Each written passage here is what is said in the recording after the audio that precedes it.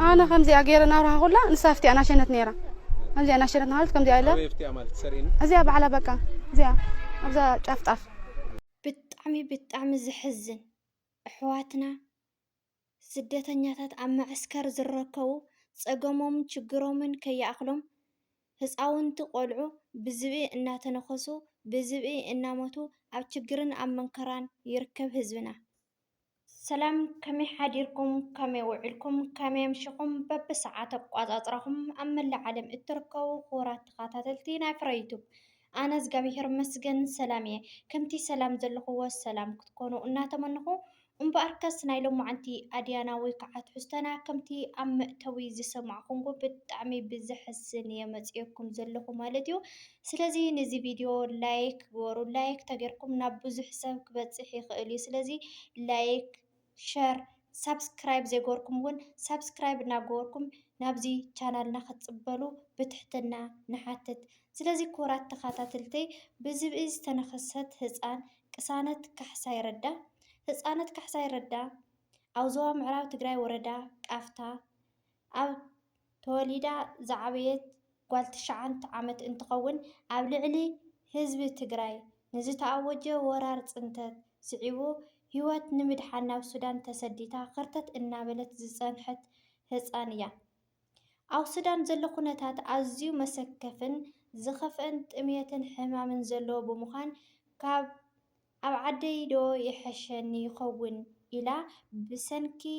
መንከራ ችግር ጥምየትን ናብ ከተማ መቐለ ክትመፅእ ክኢላ እያ።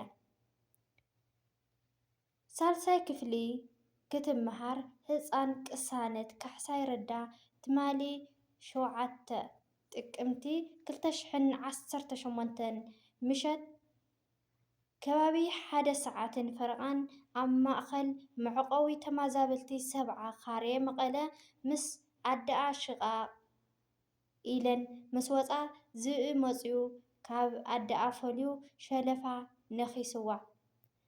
ኣንጠልጢልዋ ከም ዝጎየ ወላዲታ እታ ህፃን ወይዘሮ ኣልማዝ ኣብርሃ ንድምፂ ወያነ ትግራይ ዳዊት ገሊፀን ሓሳበን እናሃባ ይርከባ ማለት እዩ። እቲ ማእኸላይ መዕቆዊ ኣዛብእ ዝበዝሕዎ ሕማቕ ቦታ ብምዃን እናማዕደኻ እዩ ነይሩ። እተን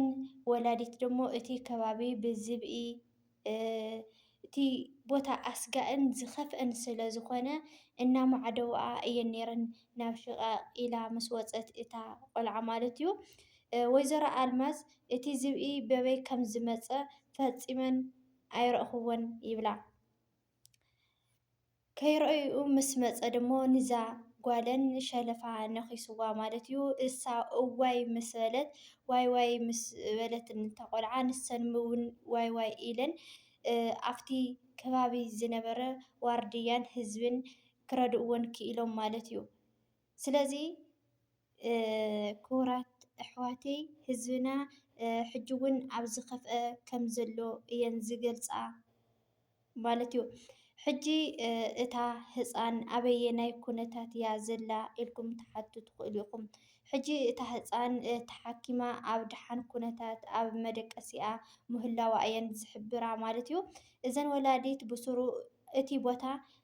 ሓፁርና መብራህቲ እንተዘይተገይርዎ እቶም ዝተረፉ ተመዛበልቲ እውን ብዝብኢ ክውድኡ እዮም ክብላ እናጠንቀቓን ሓሳበን እውን እናሃበባን እየን ማለት እዩ። ኣነ ባዕለይ እውን ኣብ ቅዳድ ከንዳ እየ ዘለኹ ዝሓዝኩላ የብለይን ህይወተይ ብዝብኢ ዝተነከሰት ህፃን ቅሳነት ካሕሳይ ረዳ ወይዘሮ ኣልማዝን ተመዛበልቲ ትግራይ ብጥምየትን ሕማምን በበየመዓልቱ ዝሞቱ ዘለው ከይኣክሎም ብፀሓዊ ቀትሪ ብዝብኢ ይውድኦም ብምህላው ብህፁፅ ብዋሕስን መንገዲ ናብ ዓዶም ንክምለሱ ፀውዒተን እናገበራ ይርከባ ማለት እዩ። ቅድሚ ሕጂ እውን ወዲ 1 ዓመትን ፈረቓን ህፃን ናእዶም ኣብ ማእኸላይ መዕቆቢ 70 ካሬ መቐለ ንግሆ ከባቢ 12 ፈረቓን ብዝብኢ ተበሊዑ ምሟቱ ይዝከር እናበላ ህፃን ቅሳነት ወላዲታ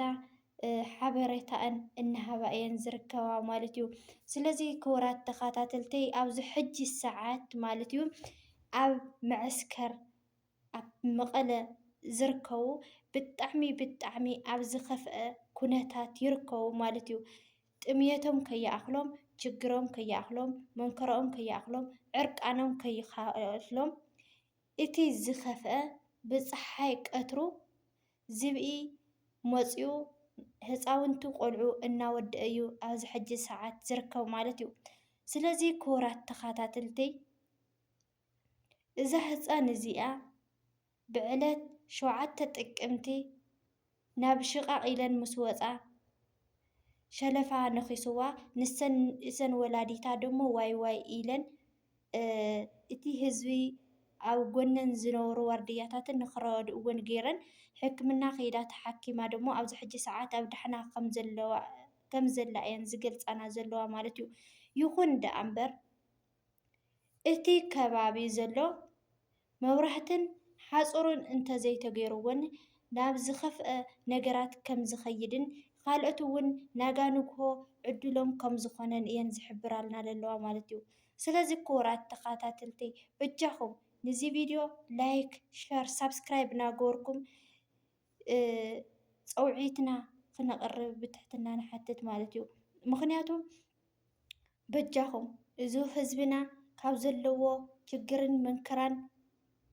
ክወፅእ እንተኾይኑ ናታትና ቃልሲ እዩ ዘድልዮ ስለዚ ኩለና ናይ ሓደይ እንተይኮነ ናኩለና ህዝቢ ትግራይ እዩ ትችግር ትመንከራ ህዝብና ዘለዎ ፀዊውዎ ዘሎ ሕዚ ኣንሕና ከም ህዝቢ ከም መንግስቲ እዚ ኩሉ ተተቃሊሱ እዩ ናብ ዓወት ክበፅሕ ዝኽእል ማለት እዩ ስለዚ በጃኹም ነዚ ቪድዮ ላይክ ግበርዎ ላይክ ተገይርኩም ናብ ብዙሕ ሰብ ክበፅሕ ይኽእል እዩ ላይክ እና ሸር ሳብስክራይብ ማንም ሰብ ዝኽፈሎ ጉዳይ የለን እሞ ላይክ ግበሩ ኩለኩም ይፈቱ ማለት እዩ ስለዚ እግዚአብሔር ኣምላኽ ሰላም ለህዝቢ ትግራይ የውርደሉ ማለት እዩ ካፍቲ ዘሎ ችግርን ፀበባን እግዚአብሔር ኣምላኽ ቀንጢጡ ላብ ረኽዋን ላብ ሰላምን የብለልና እምበኣርከስ ክቡራት ተኸታተልተይ ብጣዕሚ ዝሕዝን ሒዘልኩም መፅየ ነይረ ናይ ሎማዓንቲ ብቐልዲ ገለታት ኣይኮንኩን መፅየ ማለት እዩ ስለዚ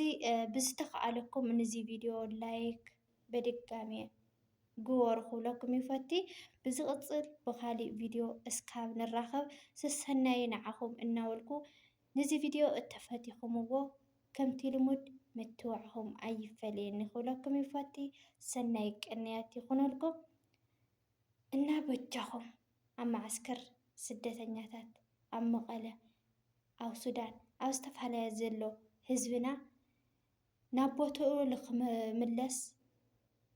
ናታትና እጃም እዩ ስለዚ እዞም ኣብ ዝብኢ ዝንከሱ ዘለዉ ብዝብኢ ዝብላዕ ዘለዉ ኣደዳ ሓደ ዝኾኑ ዘለዉ ካብ ሕማቕ ካፍቲ ዘለዉ ኩነታት ነድሕኖም ክብል ይፈቱ ካብ ማገር ካብ ሒቐ ኣዛብ ይምንጥልዎን ኣለዉ ይምንጥሉና ኣለዉ ከዚ ደማ ኣነ ናብ ጭንቂ የብፅብያ ብኽያቲ ንሓድር ለና ምኻል